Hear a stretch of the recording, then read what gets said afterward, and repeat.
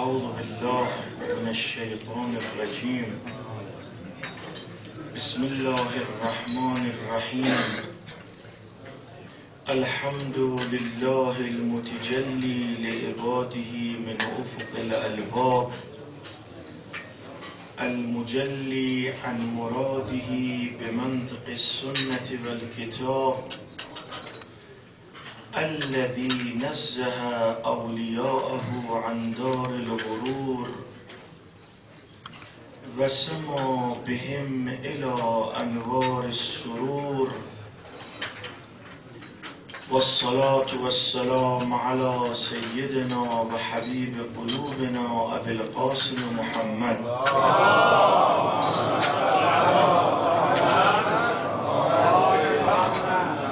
وعلى أهل بيته الطيبين الطاهرين.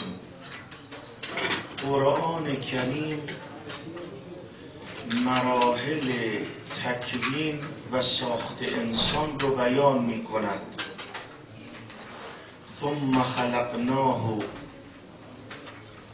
می فرماید که ما انسان رو فتبارک الله احسن الخالقین. قرآن کریم می‌فرماد ما انسان رو خلق کردیم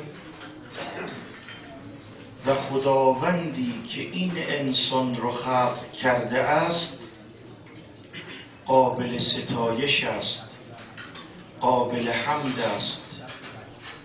خداوند متعال با این جمله، با این آیه شریفه میخواهد بفرماید که جایگاه و مرتبه انسان بلند است. ثم انشأناه خلقا آخر فتبارک الله احسن الخالقین. خداوند متعال برترین موجود رو خلق کرد. خداوندی که این موجود رو خلق کرده است قابل ستایش است. بعد انسان رو می‌فرماید الم تروا ان الله سخر لكم ما فی السماوات و ما فی الارض. یعنی نمی‌بینید آنچه که خداوند بین زمین و آسمان قرار داده است او رو در اختیار شما قرار داده، از او استفاده کنید. بعد فرمود یا ایها الذین آمنوا اتقوا الله و کونوا مع الصادقین. بدانید شما برترین موجود هستید اولا. ثانیاً من زمین و آسمان رو در اختیار شما قرار دادم. ثالثاً اگر بخواهید پیروز میدان باشید تقوا پیشه کنید و با صادقین باشید. که بزرگان ذیل این آیه شریفه صادقین رو معرفی میکنند به اهل بیت روحی لهم الفدا. بعد خداوند متعال یک انذاری به انسان میدهد، میگوید من شما رو خلق کردم، زمین و آسمان رو در اختیار شما قرار دادم، راه رو به شما نشان دادم، اما یه دشمن واقعی هم وجود داره و آن شیطان است. لأغوینهم اجمعین، همه رو گول میزنم. خدا در جواب فرمود تو آن کسی که جند و شیطان بشود همه شما رو در آتش میاندازم. یکی از مواقفی که انسان رو جند و شیطان می کند و خدایی نکرده از راه صحیح او رو خارج می کند القاء شبهه است. انسان به واسطه شبهات ممکن است در سرازیری و موقعیتی قرار بگیرد که از طریق صحیح منحرف شود. قرآن کریم قضیه گریه رو در قرآن بیان کرده. میفرماد گاهی وقتا ما آیات رو نازل می کردیم. نصارا وقتی آیات ما رو می شنیدند از شوق گریه می کردند. قرآن می فرماد گاهی وقتا مؤمنین مسلمین وقتی آیات ما رو می شنیدند سجده می کردند، گریه می کردند از شوق. گاهی وقتا گریه به خاطر مظلومیت است. آنقدر یعقوب در فراق یوسفش گریه کرد، فرمود ابیضت عیناه. گاهی وقتا گریه هدف دارد که مرحله مهم و کلام من معطوف به این امر است، به این فراز از اشک هاست. اشک ممکن است از خوف خدا باشد، ممکن است اشک دروغین باشد، همانطور که برادران یوسف آمدند پیش پدر گریه کردند و به دروغ واقعه یوسف رو نقل کردند. فاطمه زهرا سلام الله علیها شب و روز گریه می کرد، به طوری که اهل مدینه آمدند به امیرالمؤمنین گفتند فاطمه یا روز گریه کند یا شب. نکته مهم اینجاست، شیطان وعده داده است من سر راه آنها می نشینم، از بالا از پایین، از راست از چپ محاصره می کنم. خب فاطمه زهرا مگه بیکار بود شب و روز گریه کنه؟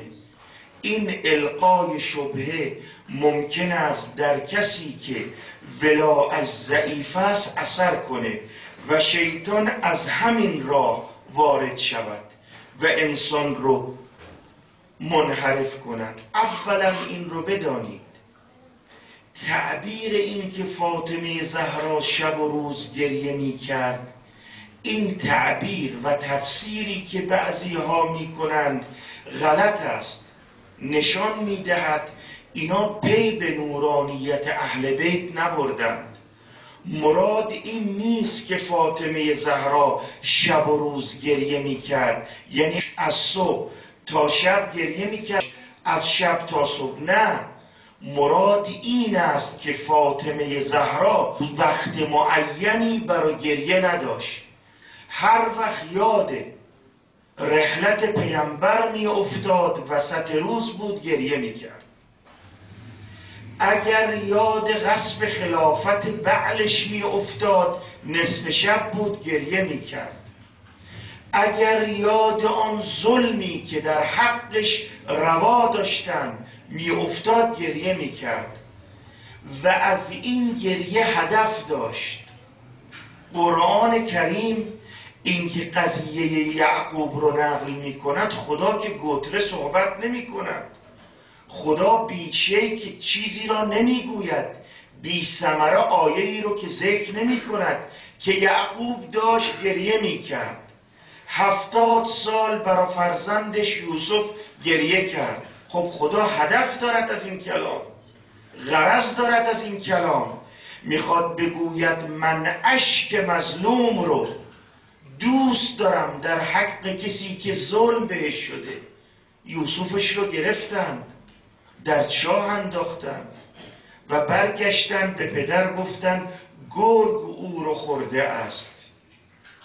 خداوند متعال به عنوان نشانه گریه یعقوب رو در قرآن ذکر میکنه. فاطمه زهرا این که گریه میکرد شب و روز، تعبیر درست این است که وقت معین برای گریه نداشت، هدفی داشت از این کار و هدفش این بود که اعلام کنه مردم، یک، این دینی رو که اولی و دومی دارن اجرا میکنن در جامعه این دین رسول خدا نیست.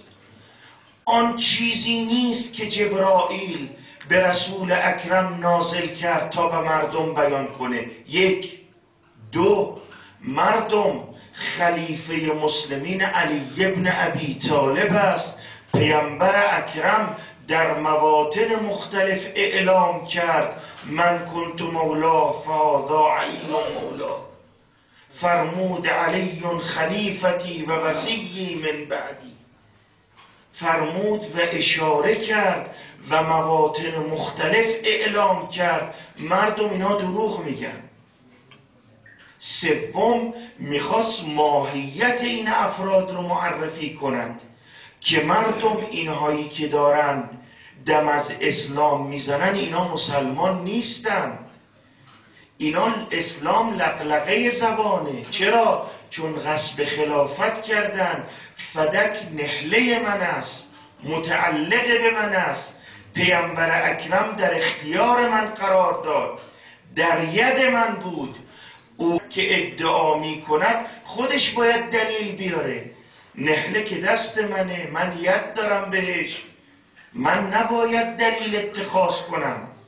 علی ابن ابی طالب آمد، ام سلمه آمد، فاطمه زهرا آمد، قبول نکرد.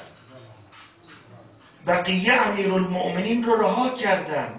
فاطمه زهرا که شب و روز گریه می کرد، وقت معینی برای گریه نداشت، بلکه هر وقت احساس می کرد رسالت اقتضا می کند گریه کند، حتی بقیه بفهمند و درس بگیرند. چرا به علی ابن ابی طالب گفتن یا روز گریه کنه یا شب؟ نه اینکه گوشای اینا از گریه فاطمه زهرا به درد آمده بود، نه، اینا یاد ظلمشون می افتادن. مردم مدینه وقتی فاطمه گریه می کرد آه می کشیدن که این دختر رسول خدا که پیامبر این همه وصیت کرد چرا باید گریه کنه، چرا باید ناله کنه. از این می سوختن. وقتی ناله فاطمه بلند می شد یاد ظلمی است که مردم در حق او روا کردن. همه پشت کردن به امیرالمؤمنین. لذا ببینید تاریخ رو. پیامبر اکرم فرمود یا علی اگر 10 نفر با تو ایستادن بجنگ والا رها کن. تاریخ ثابت می کند، روایات می گوید که حتی 5 نفر، 3 نفر، 6 نفر با امیرالمؤمنین نایستادن. یاران راستین پیامبر رو همه رو یکی یکی متشدد کردن. لذا میبینید فاطمه زهرا با گریش میخواست اعلام کند مردم اینا به دروغ اسلام رو ادعا میکنن. دلیل وقتی آمد اون خطبه فدکیه رو در مسجد خواند، اصلا فاطمه زهرا از واقعه دار ذکری نکرد، کلامی نیاورد که اینا به خونه من هجوم بردند، من رو بین در و دیوار قرار دادن. چرا؟ چون اینا فکر خودشون نبودن، بهانه نمیخواستن دست دشمن بدن که دیدید فاطمه زهرا آمد مسجد میخواست قضیه اختلاف رو مطرح کنه. نه، کار برای خدا بود، میخواست ماهیت این 2 نفر رو به مردم معرفی کند، بگوید چرا اینها غاصبند، چرا اینا برحق نیستن. مردم من فاطمه زهرام، من که در گوشه پیامبرم، من نزدیکترین شخص به پیامبر اکرمم، شهادت میدم اینا لیاقت ندارن. با گریه گفت، با گریه تثبیت کرد. همونطور که زین العابدین روحی له الفدا تو اون اختناق، تو اون فشاری که برای اهل بیت بود با گریه ثابت کرد. آب می آوردن گریه می کرد، غذا می آوردن گریه می کرد. گفتن آقا چرا ساکت نمیشی، چرا نمی نوشی؟ گفت خودم دیدم که 18 تن از عزیزانم رو لب تشنه سر بریدن. گریه می کرد که این تو تاریخ بمونه، این ماده تاریخ بشه. لذا جوانها، من جسارت میکنم خدمت علما درس پس میدم، من چون موظفم ادای تکلیف کنم. جوانا مبادا به عده‌ای بیان القاء شبهه کنن و شما رو جز جند الشیطان قرار بدن. شیطان قسم خورده، خدا تمام امکانات رو برات قرار داده، هم این مکان رو قرار داده که الان حاضر بشی، هم مکان لهو و لعب آماده است که در اون مکان قرار بگیری. شیطان القا می کند انسان رو. مبادا شبهه کنند که فاطمه زهرا سلام الله علیها چرا شب و روز گریه میکرد؟ مگه ممکنه کسی شب و روز گریه کنه؟ دومین شبهه‌ای که ممکن است مطرح شود و شیطان شما رو وسوسه کند، مسئله این است چرا امیرالمؤمنین بعد از اینکه به خلافت رسید از غاصبین حق فاطمه زهرا و کسانی که به او ظلم کردند تقاص نگرفت؟ اولا این رو بدانید، امیرالمؤمنین وقتی به خلافت رسیدند عده‌ای منتظر بودند که امیرالمؤمنین کاری رو به نفع اهل بیت انجام بدهد تا بوقش کنند. مردم دیدید ما گفتیم اینا اومدن به خلافت رسیدن تا به حقوق شخصی خودشون برسن، تا به دنیای خودشون برسن. امیرالمؤمنین حاشا آن وجود مبارک که بخواهد به خاطر دنیا قدمی برداره. لذا از فدک گذشت، از حقوق دیگر اهل بیت گذشت، اما دنبال حقوق مردم بود که به مردم بگه مردم من دنبال ریاست و دنیا نیستم برای اینکه دنیای خودم را آباد کنم، نه، من به خاطر دین آمده ام. و از دوم امیرالمؤمنین باید از کی تقاص میگرفت؟ با کی درگیر میشد؟ اولی و دومی که از دنیا رفته بودند. این نوچه ها کاری نبودند. امیرالمؤمنین اگر کسانی رو به محاکمه میکشید باید اولی و دومی رو به محاکمه میکشید. ولی اینو بدونید آیون، امیرالمؤمنین، سومین مورد، امیرالمؤمنین وقتی که خلافت رو به دست گرفتن اولی و دومی کار رو تمام کرده بودن. اون القاءاتی رو که باید به مردم میدادن و مردم رو آماده میکردن برای انحراف از جاده و صراط مستقیم کار رو کرده بودن. دلیل، اینا نماز تراویح میخوندن، نماز مستحب در شبهای ماه مبارک رمضان. خب اینو جماعت نمیتوان خوند. این خلیفه دوم این بدعت رو کرد و نماز رو به جماعت برگزار کرد. ببینید مظلومیت امیرالمؤمنین رو که چرا امیرالمؤمنین تقاص نگرفت، چرا حقوق رو برنگردان مربوط به اهل بیت، حقوق اهل بیت رو برنگردان، لااقل فدک رو چرا برنگردان به بچه های فاطمه زهرا روحی الفدا. امام حسن رو فرستاد مسجد، گفت حسن جان برو به مردم بگو این نماز بدعته، این نماز رو نخوانید. آمد مسجد به مردم گفت مولا امیرالمؤمنین میفرماد این نماز رو جماعت نخونید، این بدعته. میدونید چی بهش جواب دادن؟ گفتن خلیفه ما بر ما فرض کرده است، خلیفه دوم، بگو به امیرالمؤمنین ما دست بر نمیداریم. خب تو رو به خدا سوال این است، تو این جو، تو این موقعیتی که همه چیز رو تغییر داده بودن، امیرالمؤمنین چگونه میتوانست تقاص بگیرد؟ چهارمین مورد، امیرالمؤمنین هدفش دین بود، رسالت پیامبر بود. اگر مشغول این کارا میشد از فلانی و فلانی و فلانی که تو چرا به هجوم به در کردی، تو چرا آمدی، تو چرا رفتی، از موضوع مهم که احیای دین پیامبر بود عقب میموند، نمیتوانست او رو احیا کند.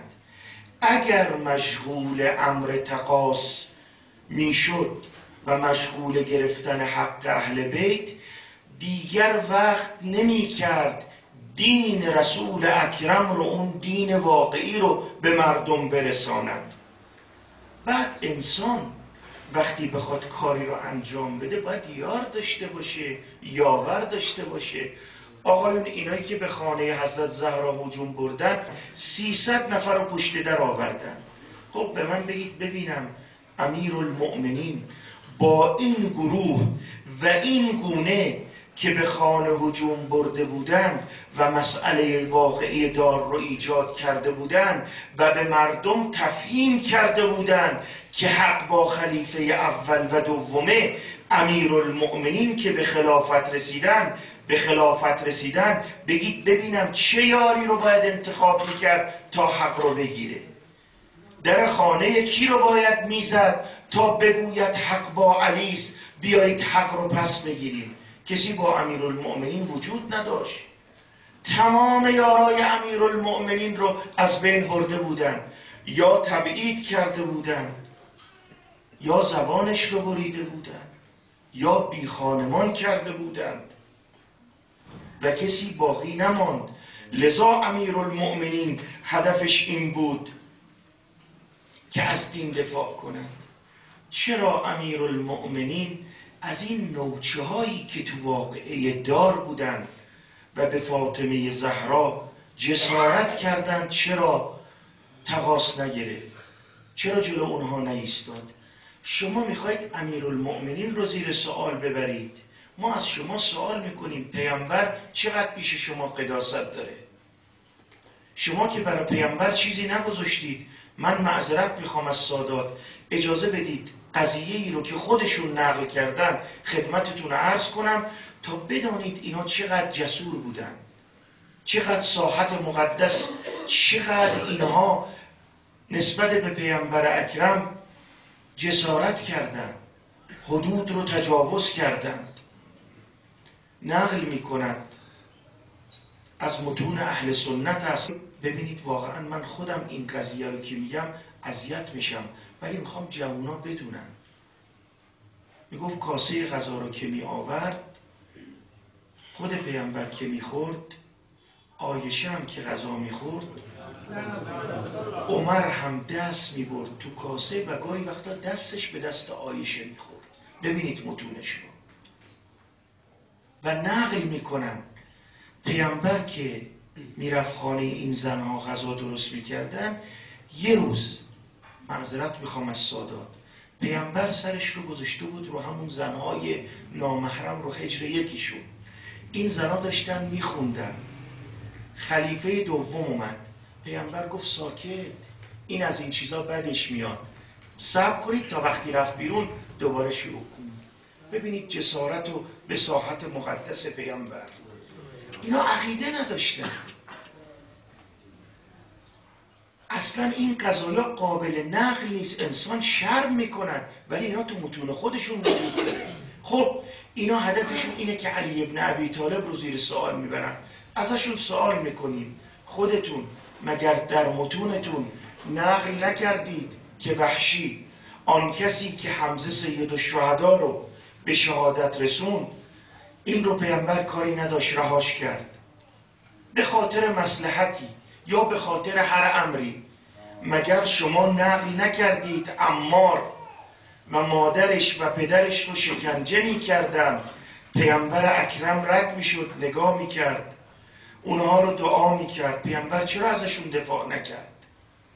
مگر شما نقل نمی کنید عثمان وقتی به خانش هجوم بردن تا او رو بکشن، زنش ضربه خورد، این انگشتش قطع شد، چرا اشکال نمی کنید به خلیفه خودتون عثمان که چرا بلند نشد از ناموس خودش دفاع کنه؟ بعد علی ابن ابی طالب رو زیر سوال میبرید، اون کسی که قرآن در موردش خود شما اعتراف کردید که قرآن بدون علی ابن ابی طالب معنا ندارد. شبهه سومی که مطرح میکنند این است که چرا امیرالمؤمنین وقتی فاطمه زهرا در پشت در به زمین افتاد از فاطمه زهرا دفاع نکرد. اولا این رو بدانید، آلوسی نقل میکنم این روایت رو از ما می آورد و ردم نمی کنه. این دلالت می کند که روایت رو قبول داره. میگه وقتی که فاطمه زهرا سلام الله علیها به پشت در افتاد، امیرالمؤمنین آمد گریبان خلیفه دوم رو گرفت و ضربه ای به دماغش و گردنش وارد کرد. شیخ مفید روحی له الفدا می نویسد فاطمه زهرا در حیات خانه بود، فرصت پیدا فاطمه زهرا فقط آنقدر وقت داشت که در رو بست و خود رو پشت در حمایل کرد، خود رو پشت در انداخت تا قوم وارد خانه نشوند، اما آنقدر تند به خانه حمله کردند تا امیرالمؤمنین برسد فاطمه زهرا بین در و دیوار قرار گرفت. سوم، به وصیت پیامبر عمل کرد. پیامبر فرمود علی جان این مردم به تو خیانت میکنن، این مردم به تو ظلم میکنن، اگر یار داشتی مبارزه کن و الا رها کن. بگید ببینم علی ابن ابی طالب کی باهاش موند؟ اصلا اینها درگیری با امیرالمؤمنین رو میخواستند. اینا میخواستند که امیرالمؤمنین درگیر شود تا بعد بگن دو تا خلیفه با هم درگیر شدن سر ریاست. امیرالمؤمنین دخالت نکرد به خاطر اینکه جلو فتنه اینها رو بگیره. همینطور هم شد، چون اینا اومده بودن بیعت بگیرن، بیعت امیرالمؤمنین نکرد و گفتند اگر بیعت نکرد همه اونایی که در خانه هستن اونها رو بکشید. امیرالمؤمنین اگر جلو می آمد و دفاع می کرد این نقشه خودشون رو عملی می کردن و لذا نیامدند که اینها وارد خانه شوند، صحنه رو ببینن، مجبور بشوند علی ابن ابی طالب رو برای بیعت ببرن. همین کار رو هم کردن. چهارمین شبهه، چرا فاطمه زهرا پشت در آمد؟ اولا همونطور که خدمتتون عرض کردم، شیخ مفید میفرماید فاطمه زهرا تو حیات خانه بود. اینا اونقدر سریع حمله کردند که فاطمه زهرا فقط فرصت کرد خود رو پشت در حمایل کند. بعضی از اصحاب تواریخ نوشتن فاطمه زهرا ساتر نداشت، برای اینکه از نامحرم خود رو حفظ کند پشت در رفته. اولا این که میگویید چرا فاطمه زهرا پشت در رفت، اصلا فاطمه زهرا تو حیات خانه بود. ثانیا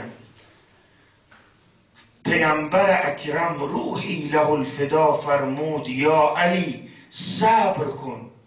صبر موافق است با این که امیرالمؤمنین در اون قضیه با اونها روبرو نشود. فاطمه زهرا فرمود یا علی اینها وصیت من رو، وصیت پیامبر اکرم رو نسبت به من شنیدم، اجازه بده من پشت در برم و به اونها اعلام کنم فاطمه در این خانه است.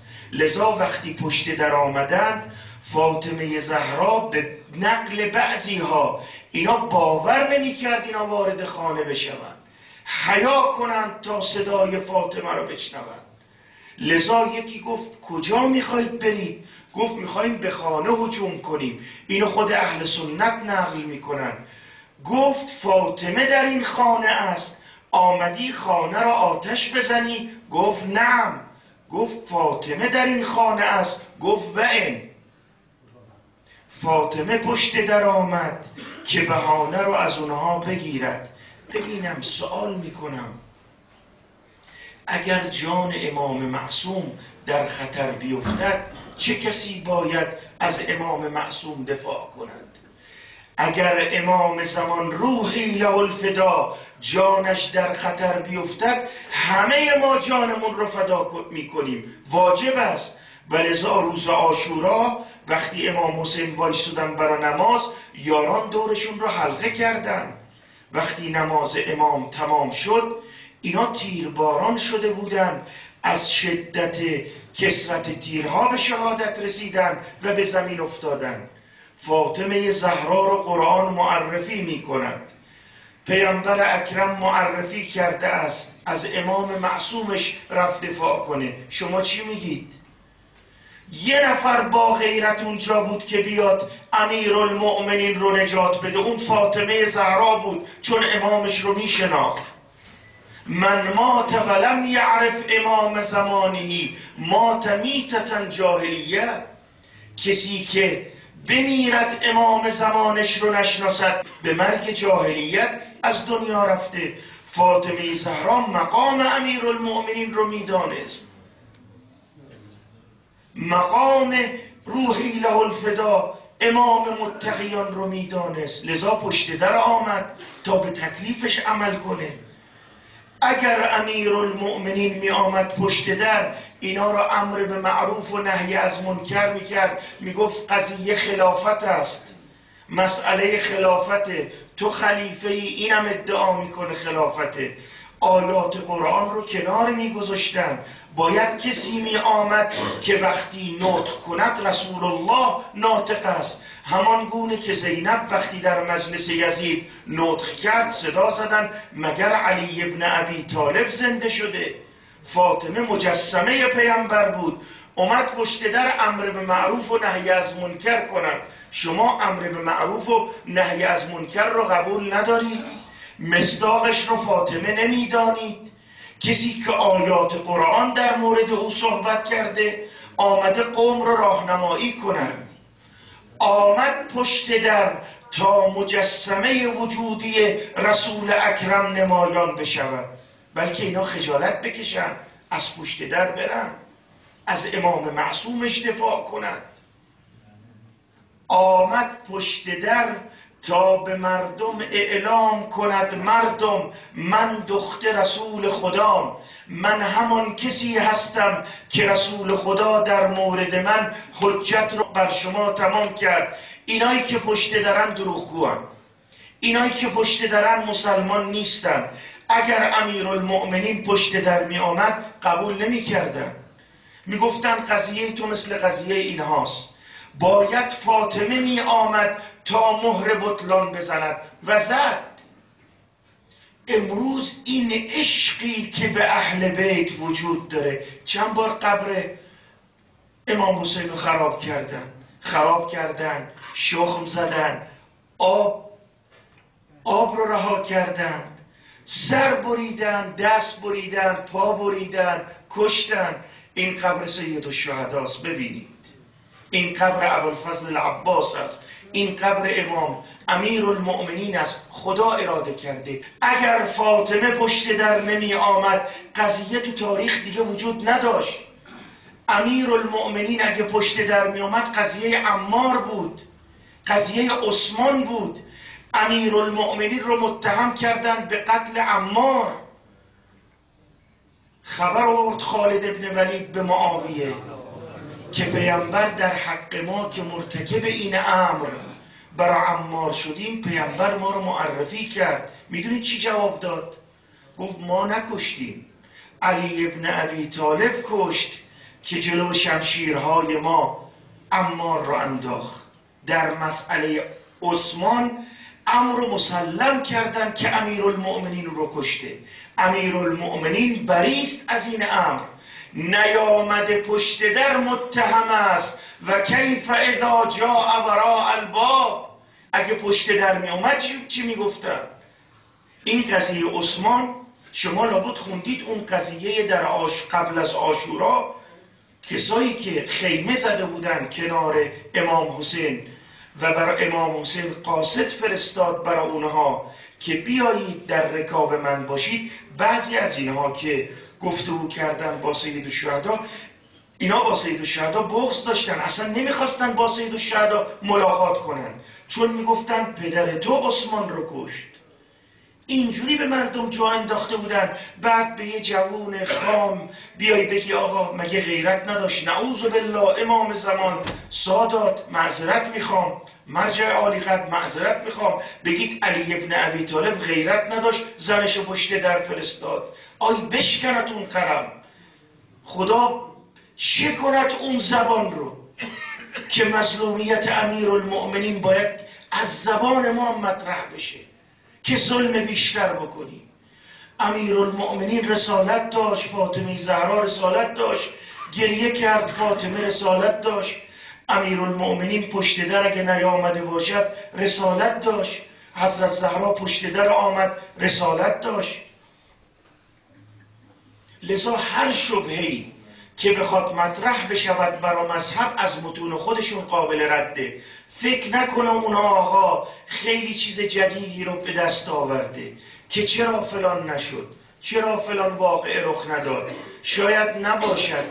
این حرفای آدمای بی سواده، آدمای غیر متقیه. آدم دیندار این حرفا رو نمیزنه.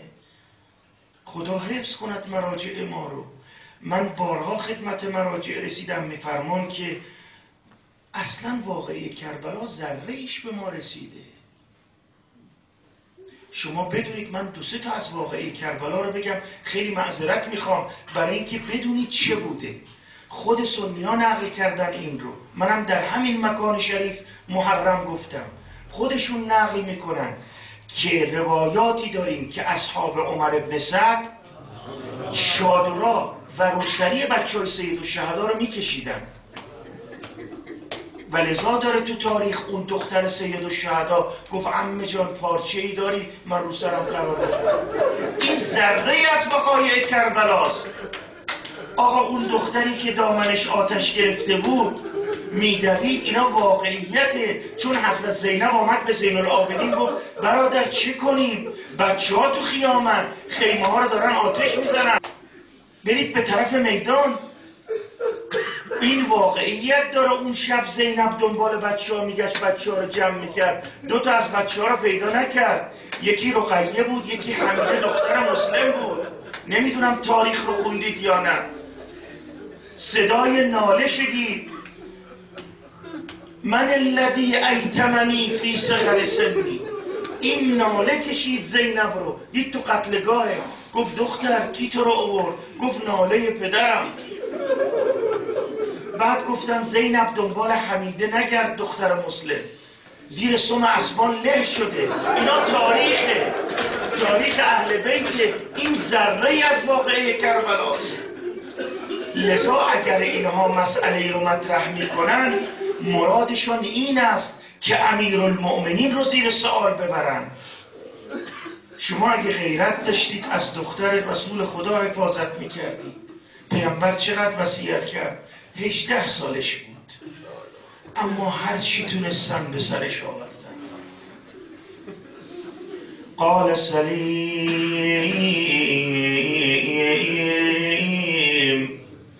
قلت یا سلمانو. باور نمیکنه، سوال داره میکنه. قال سلیم قلت یا سلمانو هل دخلوا ولم یک استئذان. راست میگم وارد خانه فاطمه زهرا شدن، اذن نگرفتن. مگه قرآن نمیگه وارد خانه میخواد بشوید اذن بگیرید؟ حتی تستأنسوا او تستأذنوا. قال ای و عزت الجباری. به خدا قسم به خانه فاطمه زهرا هجوم بردم.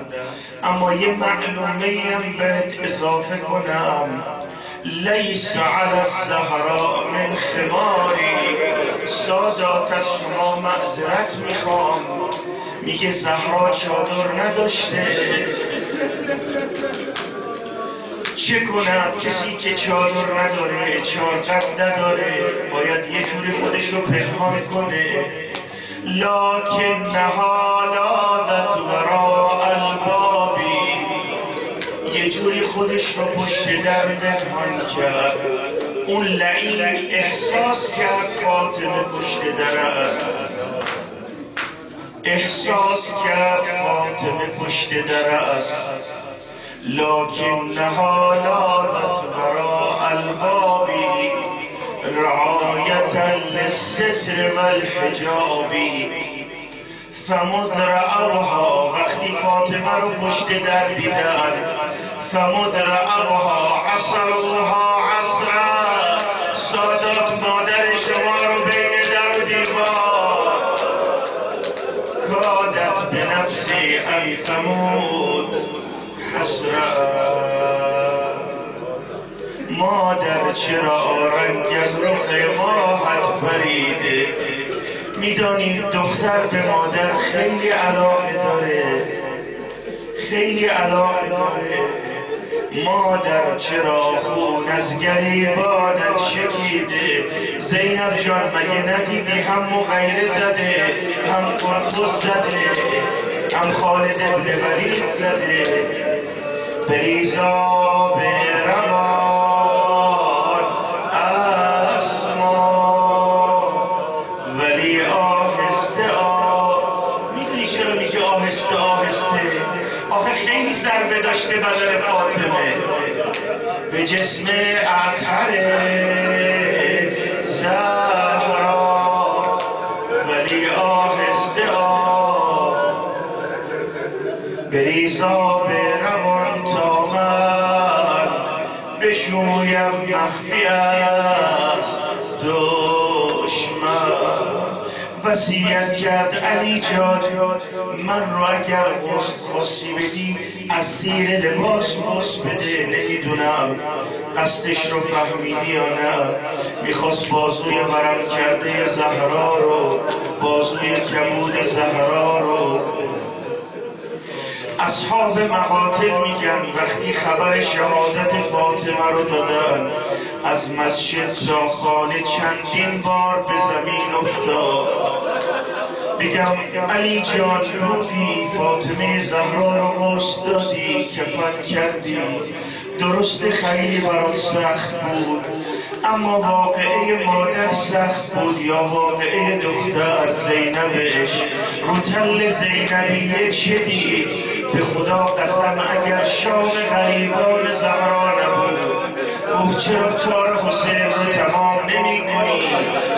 آمد جلوش فرفسه به رجله ضربه 12 ضربه، 18 ضربه به سید الشهدا وارد کرد. فجلس علی صدره، رسینه سپهر، رسینه امام حسین نشست. دلها بسوزد برا زینب. لحظه ای نکشید که همینو بگم براتون. یه لحظه زینب دید سر برادر بالای